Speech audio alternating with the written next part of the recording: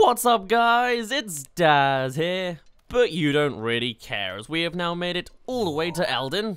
We did this ages and ages ago because we're going to take on the next new region, not for Koroks and treasures, but for story. So we're going to go for the tower in this place first, which I felt was best accessible from the actual Eldin tower. Kind of. We actually just need to jump off of Mount Eldin. What is this place called again? Mount Doom, that's the one. But we'll get there in a minute. First things first, let's go in this direction until we get the tower in sight.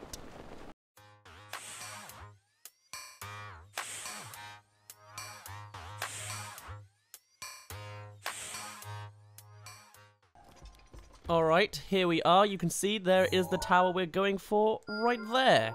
Usually when you go to this region, you're expected to go, I guess, from another direction. Certainly not Eldin from the way it seems. To get to this tower, you're usually supposed to go through an enemy encampment first. But by coming from this direction, you can do the tower first, and then you just have to escape through the enemy encampment. So that's what I'm going to do, because that's how I did it in my practice file, and honestly, I find it quite fun. So I'll see you in another moment when we start getting a little bit closer than where we are now.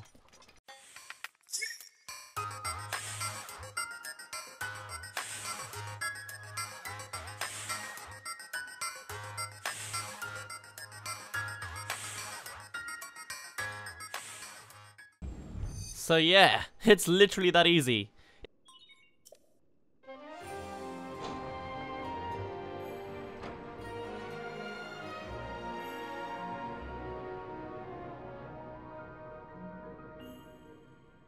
Yeah, I really like just how it's like the enemy is just completely taken over this tower. There's a skull on it. It's like a massive skull cave almost.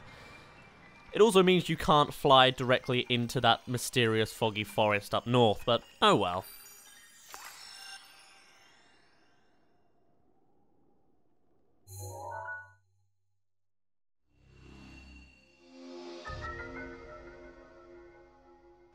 Welcome to the Woodland region.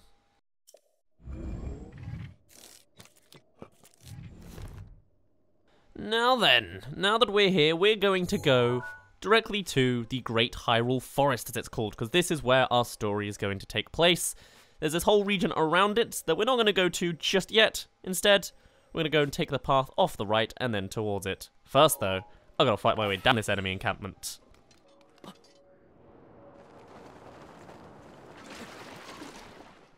That wasn't how you did it. I thought there was a platform there.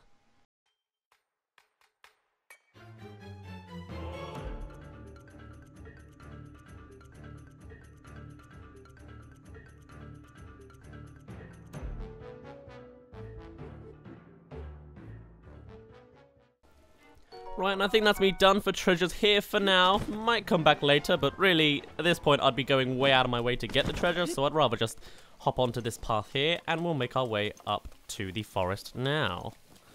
So, this place. It's been told to us multiple times by the elders. This is where we're going to find the sacred sword that seals the darkness. Obviously. I mean, we've been to pretty much every other area other than a couple optional ones, so of course it's gonna end up being here. I really like, though, how it's so mysterious that even with a game that makes you fly crazy distances, you still can't see exactly what's in the forest. It's just a mysterious fog. Now, to get into this forest, it's just like any other Lost Woods in the game. It's a little bit of a puzzle in itself. It's an interesting way that you can work it out, but I'll show off how you do it in case you've never actually been able to do it for whatever reason, and then we'll see how things go. First things first, let me speed things up, because you don't need to see me walk a path after seeing me do hundreds and hundreds and hundreds of miles of paths.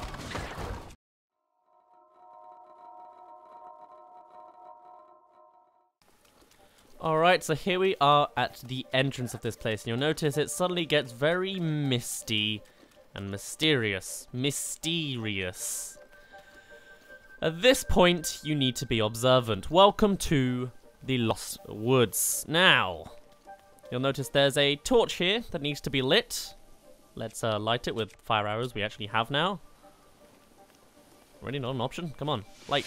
Okay, well I'll actually shoot you then. What you need to do is pay attention to the wind. Even though the fog is saying that it's no wind and it's just in this area, you see the fire's telling us to go this direction. What we need to do is follow the fire everywhere we go. So now it's pointing us to this one, which is going to point us to go left. You get the point. That is how this puzzle works. However, there are 2 parts to it. It's nice to know that you've got all these torches so far leading you away, but eventually as we keep going, you'll notice this one changed directions as we got close to it, clearly trying to throw us off a little bit, so don't go too quickly. This one's changed as well to go that way. I'll bite. Gotta be a little bit faithful with this, because it almost feels like I was going to get lost that time. And now we get a torch. Very important torch, because you're going to want to light it, because there's no more torches made from the game beyond this point. You just have to follow the own torch that they've given you. Stop occasionally to know if you're going in the right direction, but otherwise, just keep an eye on that flame and go where it tells you. See, it does change directions. It starts telling you to go in one direction forever.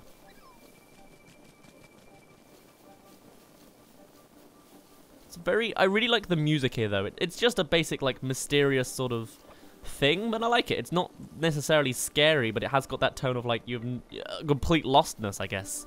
I mean, I know you can technically memorize the path you need to go for this whole thing, but oh well. Anyway, now you can see that we've changed directions. If you look on the minimap, we can actually see we're getting real close to where we need to be. If you're in the wrong place, you'll see the mist get more and more strong, until it eventually encapsulates the entire screen, and then you hear Link sort of sound very shocked or surprised, and then you appear at the very entrance of the Lost Woods again, ready to do it again. That's how this place works. Right, I think this should be the final bit. Indeed it is. Right through here is our entrance to the Lost Woods.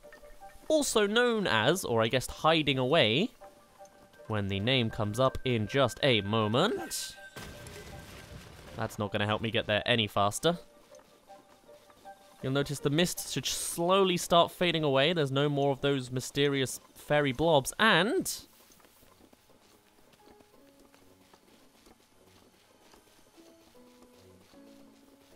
welcome to KOROK Forest.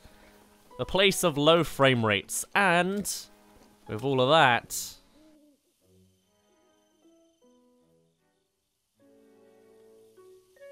and something that I really like as an attention to detail here, the flowers here, they actually copy, or at least, I think they do. Yeah, they do. They copy the flower formation from A Link to the Past, with the little flowers on the side. And there's silent princesses, which the princess likes herself, so I'll be sure to grab those. Anyway, let's go and grab our sacred sword.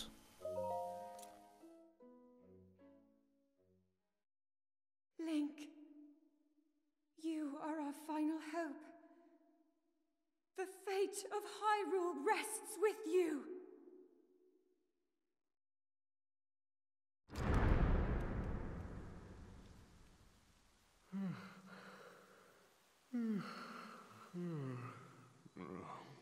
Who is that? Did I doze off again? Well, well. It's you. You finally decided to return. Better late than never. After 100 years, I'd nearly given up hope on seeing you again. Even my patience has limits, you know. That look on your face tells me that you have no recollection of me, however. I have watched over Hyrule since time immemorial. Many have referred to me over the ages as the Deku Tree. That is the weapon created by the ancient goddess. The sword that seals the darkness that only the chosen knight can wield against the Calamity Ganon. Believe it or not, it was actually you who wielded that sword 100 years ago. But I must warn you to take extreme caution. The sword stands as a test to anyone who would dare attempt to possess it. As you are now, I cannot say whether you are worthy or not.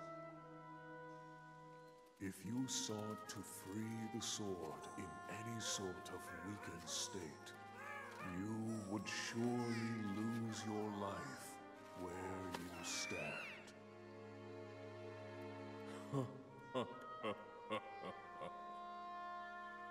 Best of luck, young one.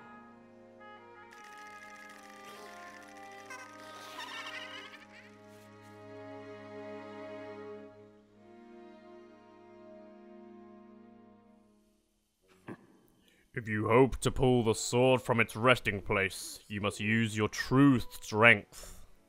Let us see whether or not you currently possess said power.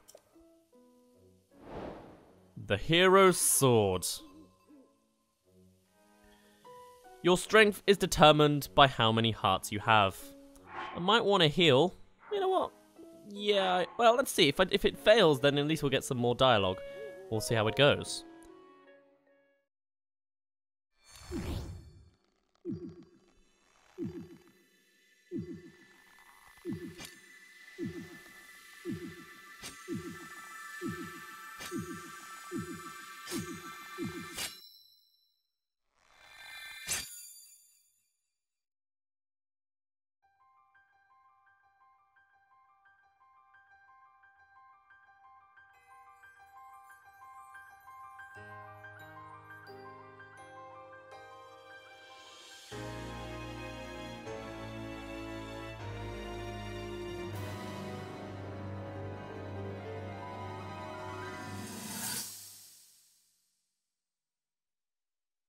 Your master will come for you. Until then, you shall rest safely here. Although the slumber of restoration will most certainly deprive him of his memories, please trust me when I say that I know he will arrive before you yet again. If I may be so bold, what is it that you are planning to do next, Princess?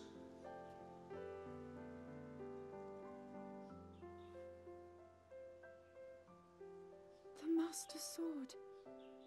I heard it speak to me. It seems that my role is unfinished. There is still something I must do. I sense there is great strength in your dedication.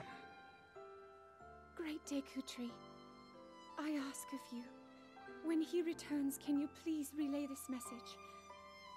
Tell him Now then, words intended for him would sound much better in the tones of your voice, don't you think?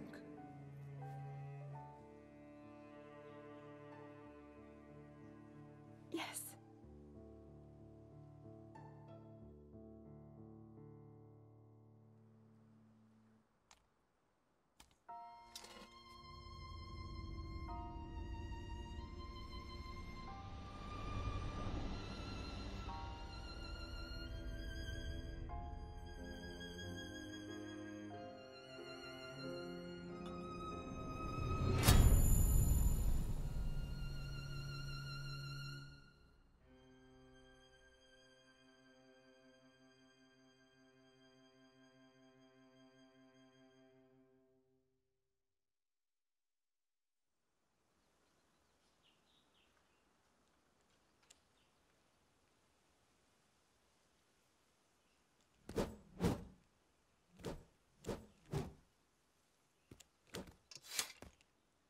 What you just saw happened where you stand 100 years ago.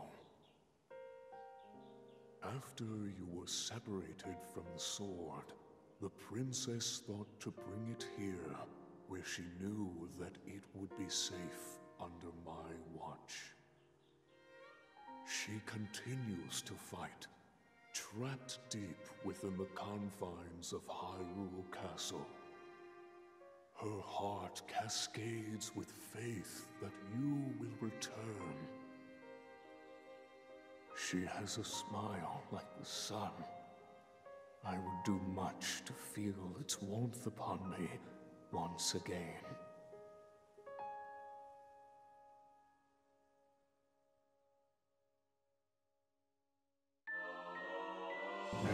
And that is the Master Sword in our possession. The legendary sword that seals the darkness. Its blade gleams with a sacred luster that could oppose the calamity. Only a hero chosen by the sword itself may wield it. That blade has a name. It is the Master Sword. When used against Calamity Ganon or those tainted by his malice, it will become suffused with holy light. At such times, the true power of the sword will manifest, but be warned, do not rely too much on its power.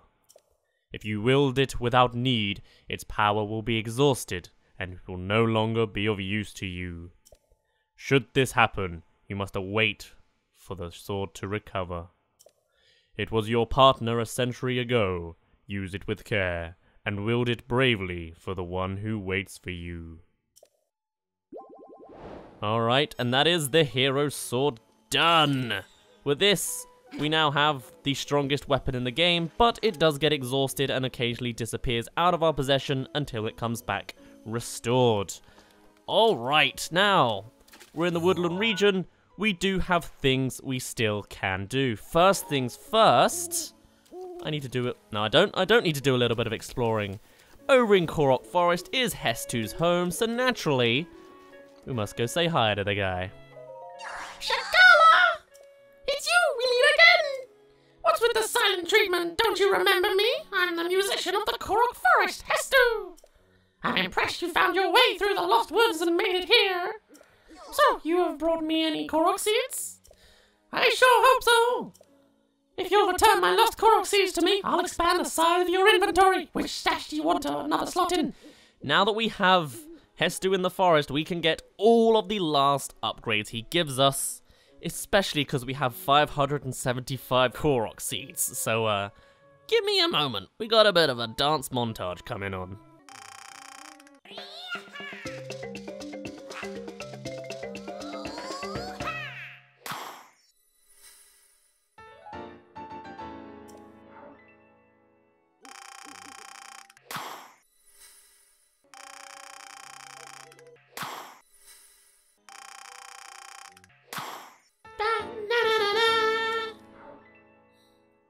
Expand the bandit weapon stash, Shakala! I can expand your weapon stash no longer.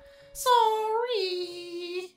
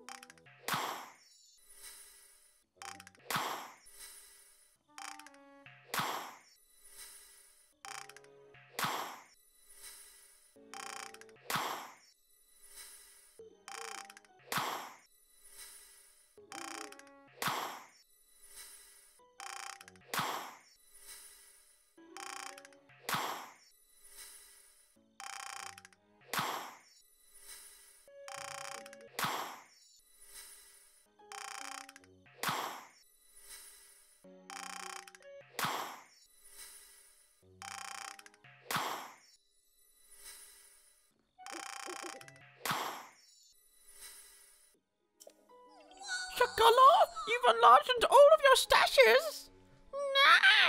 Nice. That took 155 Korok seeds just for the shields. To give you some perspective, we have 182 Korok seeds left, and in total, I actually don't know where to find that number. I guess only in the loading screens, but we'll come to that later. But seriously, only 100 and something left. But for that, we have now a full weapon stash, a full bow and arrow stash, or I guess, yeah, bow and arrow, that makes sense, and shield stash. We are pretty good at holding our weight now. Anyway, on that note, I do believe I am going to end it off here. We have more things to do in the Woodland region. For a start, I want to take on all the side quests, which is what we're going to be doing tomorrow. For now, though, I am going to end it off here. My name's been Daz. You didn't really care, and I can't look directly at the camera. There we go. I'll see you in a bit.